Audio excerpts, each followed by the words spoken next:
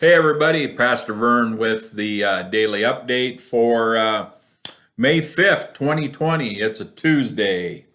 Um, we're going to have some more meetings coming up, or another meeting coming up tonight, but it appears that we are going to hold off meeting in person for a little while at the churches. We just have some things that we need to work out. The requirements are quite stringent, so kind of keep tuned in for that. Also, continue to check on those that have internet access. If there's some way you can help them receive some of these messages and the Sunday worship, or if we need to take some other route, I need to kind of know some numbers so I can work that out also. Yesterday we started out with apologetics, and remember, apologetics we talked about is I'm not making apologies for being a Christian. It's the arguments and the descriptions and the enhancement of who Christians are and what we believe. That it's not it's our argument, not in a violent or malicious way, but our argument for our faith. And we started out yesterday. We talked a little bit about that, and then we talked about that there was three aspects to. I got to find my notes here. There we go. Three aspects to apologetics. That was credibility, laudability, and viability. And we talked a little bit about credibility yesterday. And credibility in the apologetics of Christianity is about the truth.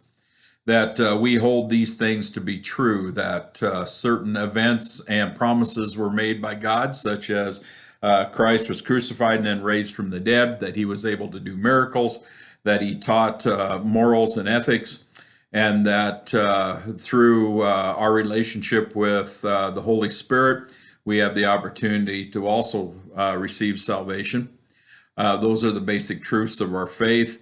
And there's more things that we go about, and that we should stay with those and not expand beyond what we know. The next thing is laudable apologetics.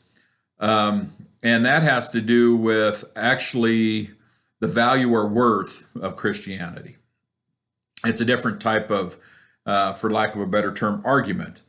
Does it, because we talk about the truth, that's one thing, but what does the truth do for us? So does it do anything for us? And I guess the questions we ask in laudable apologetics is, would it make me a better person to believe these things and to take them in action? In what ways can it make me better? Would I like my children to be exposed to these ideals and beliefs? Can it help society? Is it a fix for some of the difficult things in society? Does it help build goodwill? Does it texture society in a positive way that has value? And also, would it bring about peace, stability, civility, and respect for freedom? And I guess when I look at these things, the laudability of Christianity, I'd say yes to all these in a very strong fashion. I think the lack of Christianity, or the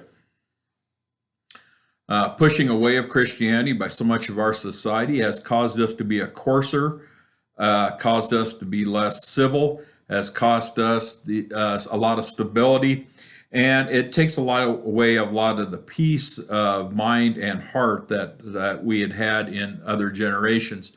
And really, what it comes down to, what the good lessons of Christianity is to respect other people. And I respect people who are not Christians too. Don't get me wrong. Well, I think they're missing something. I would share my faith with them and hope God would soften their heart to the point where they would also see that there's a possibility of relationship with Christ for them. But I also respect that if they are not ready for that, or if they're following some other faith, that's their choice. Do we get spiritual fruit from? We talked about spiritual fruit a while ago. Do we get spiritual fruit from our relationship with Christ? Is there goodness created?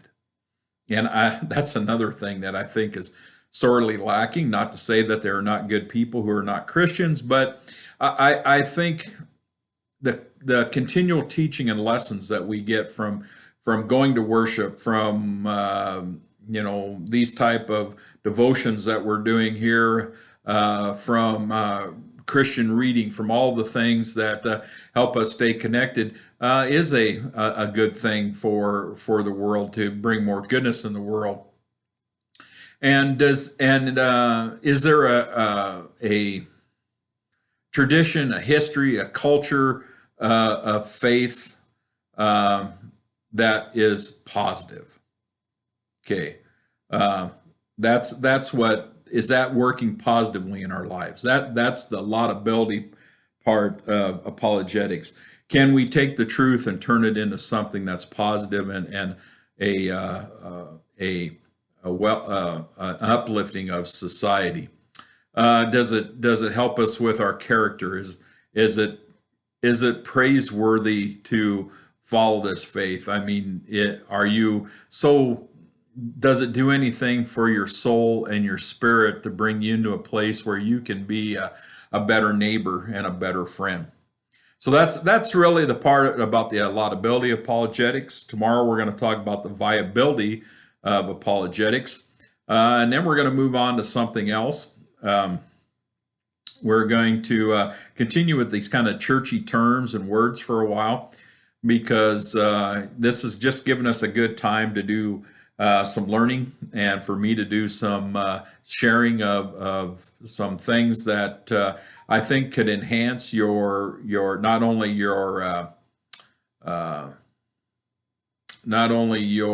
knowledge of the faith, but also if you do some Christian reading, especially if you read some theological things that are a little deep, you'll run across some of these words, and I think you'll just be more comfortable in your understanding. All right. Well, all right. Okay, now we will see you tomorrow again. Take good care of yourself and each other. We're one day closer to being together again, whenever that's going to be.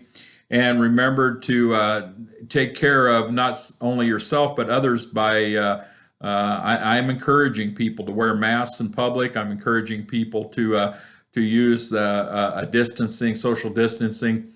And, I know not all of you believe in that. That's okay. That's your choice.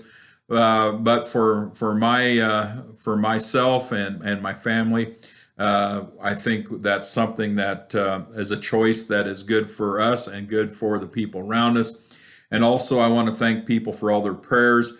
Amanda, my middle daughter, who was exposed to the COVID in an EMT run that she did as one of the EMTs for her community, is now got past her isolation period without any symptoms, and we are grateful for that.